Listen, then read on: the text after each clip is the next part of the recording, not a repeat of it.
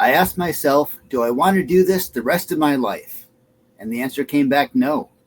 Well, if I don't want to do it for the rest of my life, I probably don't want to do it tomorrow.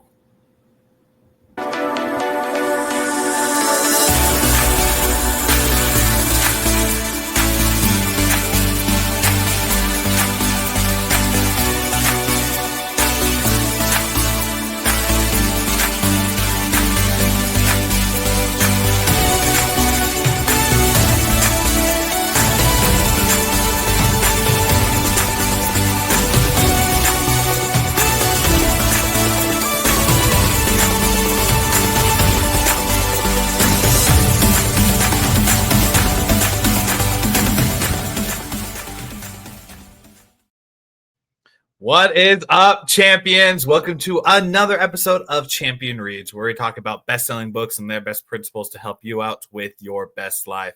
I'm your co-host, Willie Blake, and also here with our other co-host, Mr. Ian Sturmer. And today we're jumping into the last episode of the book for this month, How I Built This by Guy Raz. And I am really excited about today's topic because as we were talking in the back room, we were going over quotes that we would talk about. We're thinking about topics that we can discuss for the very last one of this book, because there's so many different principles that we can jump into. And the topic that we chose to jump into was, do I want to do this the rest of my life? Do I want to do this the rest of my life? And it's such an interesting question. Do I want to do this the rest of my life? Because I think back to when I first started this whole journey moving forward in self-development. It was back in 2018 as I was in the middle of college trying to figure out my life. And I was sitting in classroom. And as I was sitting in the classroom, I was wanting to be an accountant. And as I sat there, I thought of that question, do I want to do this the rest of my life?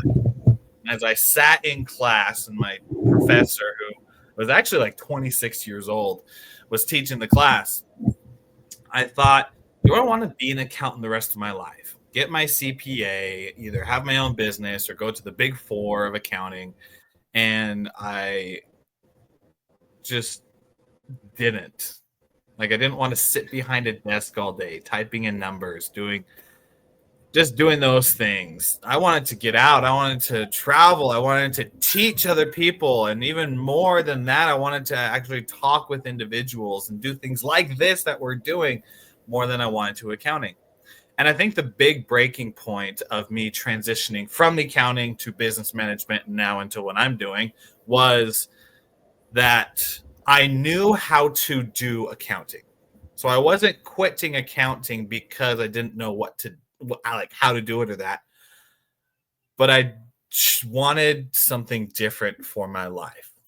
For the rest of my life, I wanted to be doing something different. And I think that's a key component to when individuals, champions like yourself, are out there wondering if you want to do something the rest of your life. I know, at least for me, if you know how to do it and you're not stopping it just because it's hard, and you're stopping it because there's actually something better to go into, that might be a good point to go over. Ian, I'd love to hear your thoughts on the topic of, do I want to do this the rest of my life? Yeah, that's always a big question. And there's so many people I've talked to that have faced that struggle. And mutual friend of ours, founder of Champion Circle, John Kovach Jr., talked about his moment of that. He was working in, I believe it was public relations for a real estate firm. And he dropped his pen and it rolled under the desk. And he climbed under the desk and he picked up his pen and he sat under his desk. And he thought, I never want to come out from under this desk. Just realized he hated what he was doing. John's a guy who loves to talk, for our listeners who have heard him on here before. So public relations seems like the great thing, but he realized that just wasn't it. And I think that happens so much in life. Something sounds good. Oh, there's good money in this. This seems to fit in it. And when we start getting into the nitty-gritty details of the job, we realize that I hate this. This is not what I want. So I guess when you're looking at the big picture, a lot of things sound great. I want to be a professional basketball player. Well, great. Are you ready to spend 10 to 12 hours a day practicing dribbling? Well, no, that's boring. Are you ready to spend time in the gym getting your core strength build up? Well, no, that's boring. Well, you're going to hate the job then. So look at what are the small details of what you're doing? What's the little stuff you have to do? And do you like that? Because then you're going to find a passion for what you're doing. Yes, you'll get the endorphin rush when you make the basket or close the deal or create the product or whatever it is. But do you love the work it takes to get there? Do you have a passion for that side of it? If you do that, you're going to love what you're doing. And there's probably no way to know that until you start doing some things. Start working, start seeing what you love, start researching it, start doing some soul searching. There's a lot of start to this conversation, I'm thinking. But it's better to start now than start 20 years from now and realize that I've been miserable for the last 20 years. And I really should have been a balloon animal creator. Because that might be your passion. So I'll turn it back on that note. Balloon animals, let's go. Okay. Funny enough, the last time we were up in Idaho, I think it was for either Thanksgiving or Christmas, with my in-laws, and we went to it was Christmas because we do this every Christmas. Went to a restaurant, and all of my in-laws' family was there, and this balloon animal individual came around and was doing balloon animals for all the kids. And so obviously I had my girls, and he was making the balloon animals. And we're asking him, how much is it? And he said, oh, no, this is free. Love any tips if you have them, but this is free. And I can tell you that he was there for an hour. And me and my brother-in-law were talking about this. He made, I think, $160 based off of just tips for doing balloon animals for the kids. And I'm thinking $160 an hour seems like a pretty good deal to do that. And yeah, that's why I had on the balloon animals. But when it comes to like doing stuff for the rest of your life and off of what you were talking about, Ian, it's interesting because there's so many different components about like, do I quit? Do I not quit? Do I stick it out a little bit longer? Do I move on to something better? What is it? Is there a finite answer that I can be able to just know if it's the right time? And for John, it was sitting under the desk and being like, I don't want to be here anymore. For me, it was sitting in the classroom thinking, this is great, but I want to not be sitting behind a desk, right? There's like these defining moments of which happen to where it's like, is this really what I want to be doing? And I don't think that after John did that, or after I did accounting, that it was just like we threw our pencils down, we threw our desk or chair up into the air and just be like, I quit, and walk out of the room. But it was for that moment that started to open up other doors and opportunities. Probably from the question of, instead of how can I do this the rest of my life? It's just like, what can I start doing now so that I'm not stuck in the same situation? If this isn't something that I want to do, what can I do little by little to start getting out of it? Love that idea. And we live in an amazing world.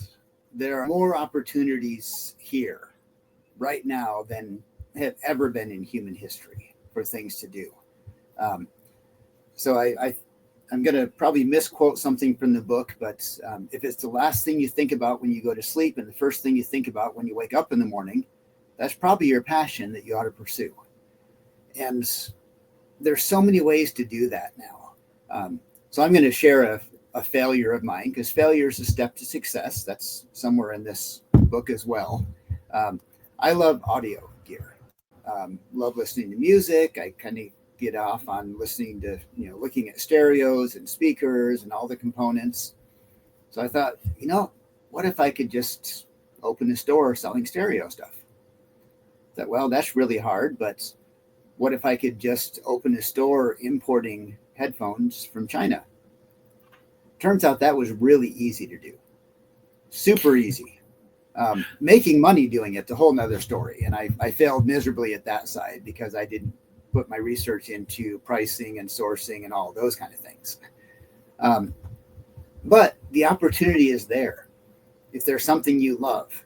Now, this is something I told my son as he was in high school and thinking about careers.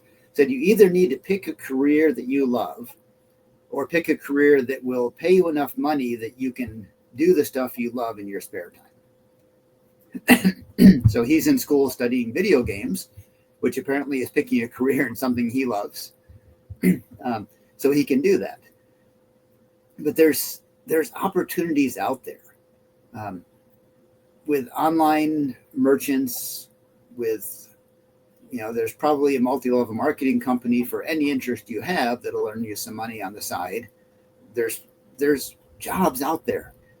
There's things you can do. What do you do in your spare time, and would someone pay you to do that?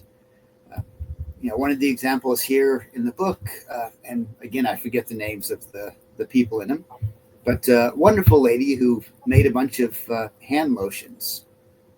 And she was African American, and there was a little bit different skin needs than what was on the market at the time. But she loved doing these, and she would give them to her friends. And finally, somebody said, "Oh, you should, come down to the church yard sale, bazaar type thing, and sell some." Oh, nobody's going to want what I have to sell. But she did it, and she sold out right away, and people kept asking her for more. And she realized that the first thing she thought about when she woke up in the morning was making these creams. And the last thing she thought about going to bed was making these creams. And so many people loved what she did and reached out to her that she was spending more and more time, and realized she didn't have to go to a real job anymore. She could do what she really loved. And now she is a well-known entrepreneur. Alicia and Me, or Janie and Me, or something like that's the company. Anyone knows that, put it in the comments for me and help me out there. But she found something she really loved. And I know Coach Willie has gone through the same thing. We talked a few years ago, and you were deciding, do I take this steady 9 to 5, actually it was earlier morning than that, make money, or do I step into something that I love, which is being a coach and helping people and making people, or giving people the resources they need to move forward in life. And that was your passion. It was not getting up it was a really early morning. You got up at 4 a.m. or something to go to work. Yeah. Work started at 4, so I had to wake up at like 3:30 or 3 just to get there on time. Yeah. So if any of our listeners have a passion of waking up at a horrible time in the morning, leave a note for Coach Willie, and he'll let you know about that job where you can enjoy your passion of not sleeping at night. But what's your passion? What do you love doing? Love photography, taking pictures. There's a market for that. Do you love playing on the computer to design things? There's a market for that. Do you love being outdoors? I had a friend that took a break from a job doing project management in computers to go out and do some lawn mowing because she just wanted to get out into nature and move and do things. There's an opportunity there. If you love something, there's an opportunity. So go do it. Any questions? Yes, I have a question. How did you get so wise, Ian? You're right on the money. A lot of failures.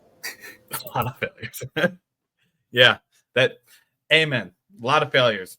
What's the quote? The master is the master because the master has failed more than the novice has tried.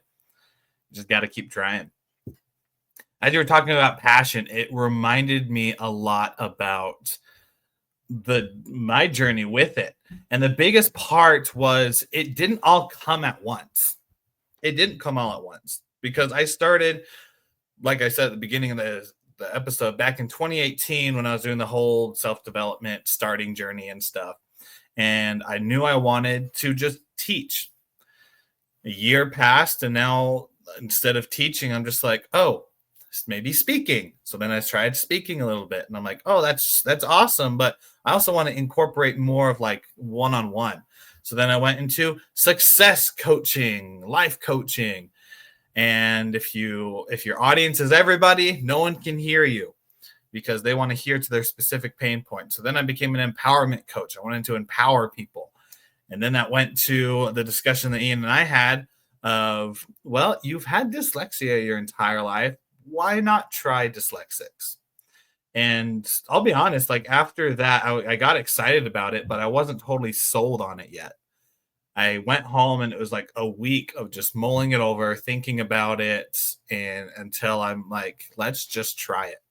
And it was then putting it into action, which then helped me realize that this was more of something I wanted to do.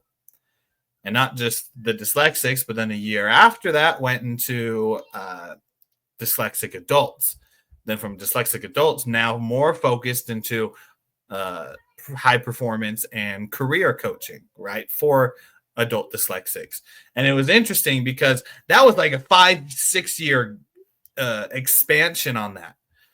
But it was the step-by-step movements of me taking continual action forward and doing things in those areas of me knowing that I don't want to be an accountant. I don't want to just be in business or marketing. I want to be more in the teaching realm. I want to be more in the knowledge industry, you could say. And it was that 6 years of just continually doing it to now I'm here today at where I'm at. And I'm still might not be doing what I was called here to do or what I'm super passionate about, but I'm moving forward and taking action anyways. That's the key to it. You got to continually just take action, however big of steps it is, because the doors will come when your preparation meets opportunity. That's true. If you wait for your ship to come in, it's going to take a long time because you're in Utah now and there's no ocean there. So there's no ship that's going to get there. True. You've got to go to the ship. And you've got to take those steps. It's very rarely a sudden, wow, this is it, bolt of lightning, and you've found your true calling. You refine it, you test it, you try it, and you find out what direction that goes in.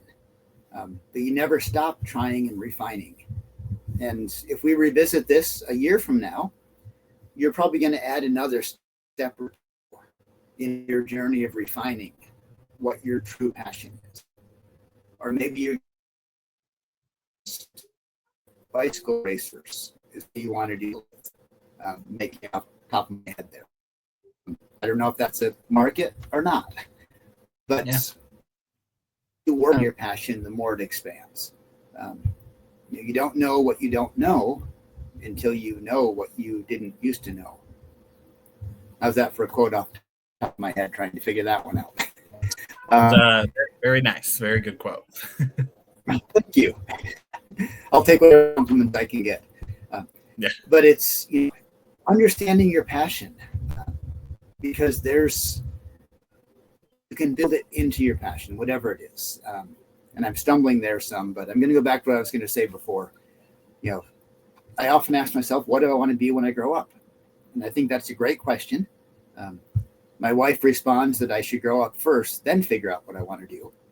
But that's not as much fun. So I think we should always be asking what we want to be when we grow up. And if that's, building toys, or, I know people who build Legos and sell what they built. For people like me, it would be too lazy to actually put it together themselves. They've made a career out of playing with Legos. There's a job out there. There's a career for anyone. If you love something, I can pretty much guarantee somebody else loves it too. And if you're willing to put in the work for what I can pretty much guarantee there's somebody else out there who loves it and is not willing to put in the work. And if you can make something you love faster, cheaper, more convenient, or less stressful, someone will buy it. and you can build it from that. So find out what you love. Take that time. You don't need to quit your 9-to-5 job to start thinking about what you love. You honestly just write down what you do every day, and you'll probably be spending a lot of time on model train sets or watching movies. Think, okay, how could I get a career in that? Start brainstorming. Yeah, you're absolutely right. Because it's interesting. Alex Ramosi says this. He says that it's not about what you do from 9 to 5, which is what you do for work, right? It's what you do from 5 to 9.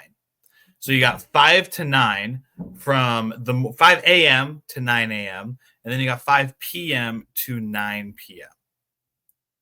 Thinking about that again.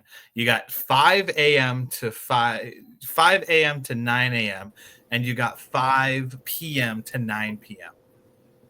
Those are the hours in which are before and after work that really help to push yourself out of this. Because Gary Vee was a big thing of just like, quit your 9 to 5, go after it. And that was years ago, before he learned a little bit more and was just like, people shouldn't be leaving their 9 to 5. They should be asking themselves, what are you doing from the 5 to 9s? Because it's what you're doing in there that's going to create then the opportunity for you then to leave your 9 to 5. So ask yourself, champions, what are you doing from 5 to 9 and 5 to 9? Because that might reflect and give you more time than trying to figure out how can I replace the 9 to 5 right now. True. I think we all have 24 hours in the day, and we all love to say, I have no time. I don't have time for that. The fact is we do. We're just choosing to spend our time on something else. And when you make a choice to spend your time on what's important, you're going to find that fulfillment. I hit COVID and my job kind of disappeared that I was doing. So I thought, what a great time to catch up on Netflix. And I finished Netflix. So I wasn't happy. I enjoy watching TV and movies, but that didn't bring me any fulfillment. That was empty calories. If I took time to learn a new skill, there's so many things I could have done in some of that time before I realized and started doing a little bit. Like I said, we've all got that time, a little bit of time before we go to work, a little bit of time after we go to work, a little bit of time at lunchtime. Doesn't take 8 hours a day to decide what your passion is, to start learning some skills. But it does take starting to learn some skills before you're going to do anything else. Just read a little meme the other day, and I know talking about a meme on a podcast is difficult, but the caption on it was, I joined a gym 3 months ago, and I'm really not happy with the results. So today I'm going to head down there in person and find out what's going on. Joining a gym doesn't do anything. If you don't go there, you got to go there. You got to exercise. As much as I like to say exercise is 80% mental, and that 80% I've got down, it's just the other 20% I'm working on. Okay, bad jokes. But the reality is there is a mental component first. Discover what your passion is. Start thinking about it. And no matter what you're doing, you have time to think about what your passion is. With the possible exception of brain surgeon, please wait until you're on a break, not while you're at work. But other than that, take time to think, what do I love to do? If I could do one thing the rest of my life, what would it be? We probably all played that game. If you could have one food the rest of your life, what would it be? If you could have one CD for the rest of your life, what would it be? Well, if you could have one job the rest of your life, what would it be? If every job paid the same amount of money, if every job took the same amount of hours to do, what would you do? Everything else being equal, what would you choose to do? only caveat is you have to do something. It has to be some kind of work. But if there was no limitation about how much money you would make or how well the job would go over, anything like that, what would you do? And I would open a record store. That's mine. That's my passion later on. And I'm doing some things to earn more money. So hopefully I can be in a position to do that. But there's kind of that's my retirement dream job that I'm working towards. Now, because of this podcast, why am I not doing that right now? Well, I'm getting ready. I'm starting that. I'm taking baby steps. But what's your passion? Because the fact is, I can still sell them online. I can still build up and prepare those things and take those steps. So there's my excuse. What's your excuse? You're already doing your passion, Willie, so you don't need an excuse. Yeah, I try not to make excuses. They don't ever tend to work well for me. I don't know about you champions, but whenever I do want to do something, I have to go all in or not. Because if I don't go all in, I'm just programmed that way from when I was a kid and conditioned the way. I should probably get rid of it. But I was conditioned in the way of if you're not committed to it, then things can just fall on the side. For example, before I had my accountability group, it was just myself, keeping myself accountable. And I wasn't as integratable as I wanted to be. And so as I was trying to lose weight, I would be so strong the first couple days and then lose motivation and then eat that one donut, eat that one piece of pizza, eat that one slice of cake. And then just having that, then you're just like, well, I did it once. Might as well just give up the rest of the day. So then you freaking eat the whole pizza or eat the whole cake, wake up in the morning and be like, well, now I got a sugar craving. So I need to go have more donuts. I'll tell you, cake and donuts and pizza are on my mind because I'm doing 75 hard. But with all that, as we wrap this up, Ian, something that you mentioned really stuck out to me, which was if everything was equal, pay, the pay that you earned, environment was good, you had a great working environment, everything was just equal, everything was great, what is it you would do? Because when you take out all the factors, everything that so many people give excuses for, time, resources, connections, money, whatever it is, if you got rid of all of that, what is it you would want to do? And it's such an impactful and powerful question. What would you do? I know for myself that what I would do is what I'm doing right now, which is coaching, which is speaking, which is being on podcasts like this to where we can share ideas and gain perspective and tell stories. I love it. I love doing things like this. And I've just had the great opportunity to work my way over the last 6 years to this point. And it's going to continue going forward. This isn't something I want to give up. This is something that when I hit retirement age, I'm still going to want to do it. I'm going to do this till the day that I die because I love what I'm doing every single day. And I've been blessed to be able to walk through those doors and opportunities. For you champions, what is that for you? What is something that with everything pushed aside that you want to focus on, that you want to do the rest of your life? It's an empowering question. Ian, I'd love to hear your final thoughts. Yeah. Let me just clarify that when I retire and get my record store and sit there, there's going to be breaks where I have somebody else working and I come back for these podcasts because I love this as well. Love this side of it. This is not like a side gig that I don't care about. I love this. I love the idea of helping people out, helping to empower other people and hopefully make their life a little easier by sharing my foibles along the way and the things that I've learned. So I'm going to not contradict you. I'm going to offer a different perspective a little bit. It's Sure. great to go all in, but a lot of, Guy Raz in this book, How I Built This, a lot of the things started out as a little side job, a little hobby, something here and there, and gradually built it up step by step. So there's no right answer. Some people fell into a business or jumped into a business and went all in, and it was sink or swim with that. Other people dabbled a little bit. The Chickaboom, I believe it was, the kettle corn company, they bought a kettle corn and they would do it like on a Saturday. And that was it for years until it built up more and more. So there's no right answer to how you build yours. There's no right answer, except you have to have a passion for what you're doing. You have to work hard.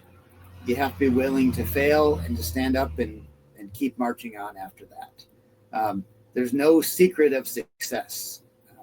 Find your passion, work hard, and work smart, and do that until you're successful. And that's the only path there is. So start out, let's find passion. I'll leave it with that. Love it. And to bring more clarity into it, all in the micros, patience with the macros.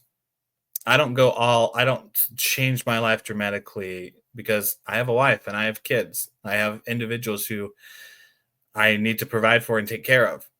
But it's in the micros. It's in the daily actions. It's in the 2% change that we make every day in which we can go all in. Whatever that goal is for you, just figure out one thing that you can do today and do it. That's you going all in. And then be patient as you go through it, because eventually it will happen. Patience in the macro, all in the micro. And with that leads us to the end of us in this episode of this book, How I Built This by Guy Raz.